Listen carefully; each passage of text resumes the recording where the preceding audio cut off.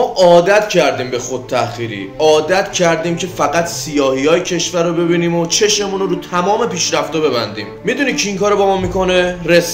رسانه با تو کاری میکنه که چیزی جز بدبختی نبینی. چرا؟ چون نباید ببینی. تبلیغات و نمایش‌های رسانه‌ای بر علیه یک کشور میتونه یه جوری عمل بکنه که تو کشور شوروی باشی، در آستانه فروپاشی باشی، 70% مردم در فقر مطلق به سر ببرن، یعنی حتی یه تیکه نون انقدی پیدا نکنن بخورن، صف کیلومتری بکشن برای محصولات آمریکایی مثل مکدونالد که بشینن یه لقمه مکدونالد بزنن. قدرت رسانه با تو یه کاری میکنه که میگه اشکال نداره که فقیری، اشکال نداره که کشور در آستانه فروپاشیه، ولی تو باید به محصول آمریکایی بخوری. مردم ایران نه بدبختن نه جهان سومی. اصلا تعریف جهان سومی که یه مطلب دیگه ایه. الکی توی کشور ما جا افتاده با ما میگن جهان سومی. اصلا معنای جهان سومی چیز دیگه ایه.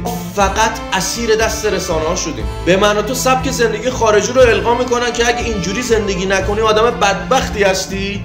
این در حالی که تو خود کشورهای غربی پر از آدمای بیخانمان، پر از آدمای فقیر. کسی که بگه همه چیه ایران درسته آدم نادانیه. کسی هم که بگه همه چیه ایران سیاه بازم آدم نادانیه. در هیچ کشوری هیچ چیزی به طور 100% درست نیست. اینا نمیخوام بگم که نقصای کشور خودمون رو سفیدشویی کنم یا بخوام بگم نه ما هیچ عیب و ایرادی نداریم، نه، اما میخوام بگم وضعیت کشورهای دیگه از ما بدتر نباشه بهتر از ما هم نیست. هر چقدر شما درون این تاریکی بدبختی خودتون بیشتر فرو برید، انگیزه های خودتون برای زیست رو از دست میدید دیگه. سر کار که میری درست کارتو انجام نمیدی. حالا فکر کنین در سلسله مراتب که اتفاق بیفته باعث فروپاشی کشور میشه. همین یکی دو ماه اخیر 5-6 تا هواپیما توی آمریکا سقوط کرده، صدا از رسانه‌ای در نیامد. در نهایت یه دونه تیتر کوچیک براش زدن و تمومش کردن رفت. حالا فکر کنین، من نمیگم 5-6 تا خدایی نکرده، یه دونه اونم باز خدایی نکرده. اگر تو ایران اتفاق میافتاد 1 سال تموم رپورتاج خبری ول نمیکردن ما رو. انقدر القا میکردن که وای ما چقدر بدبختیم، وای هواپیمای ما سقوط کرد، وای فلان شد، وای بهمان شد. مردم یه ذره باید چششون رو باز کنن، بینششون رو بیشتر کنن، بصیرتشون رو بیشتر کنن.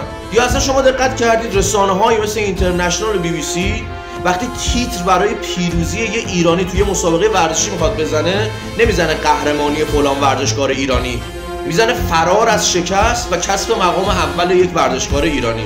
حتی تو تیتر زدنهای ورزشی در مسابقات ورزشی ما اینا به صورت کاملا مغرضانه عمل میکنن. خیلی از مراسم‌های ورزشی که ما مقام توش کسب میکنیم مثلا تیتر نمیزنن در موردش. بابا تمام این شبکه‌ها دارن تامین بودجه میشن از طریق کانال‌های خارجی مثل اسرائیل، مثل آمریکا، مثل انگلیس. خودشون اومدن اقرار کردن، مثل عربستان، که به من و توی ایرانی القا بکنن شما آدمای بدبختی هستید. ولی ما بدبخت نیستیم. این همه پیشرفت تو صنعت کشور، تو صنعت راهسازی، تو صنعت آب شیرین کن، تو صنعت هوایی، تو صنعت دانش هسته‌ای، تو صنعت نظامی، تو تأسیس اماکن ورزشی، توی علم، توی نجوم، توی ریاضیات، توی سلول‌های بنیادی، توی عمل جراحی از راه دور خیلی زیاده. اینقدر برای تو سیاهی درست میکنن از کشورت که تو این سفیدی‌ها رو نبینی. من منکر نقص‌های کشور نیستم، من منکر مشکلات اقتصادی کشور نیستم، ولی ما ایرانی‌ها بدبخت نیستیم.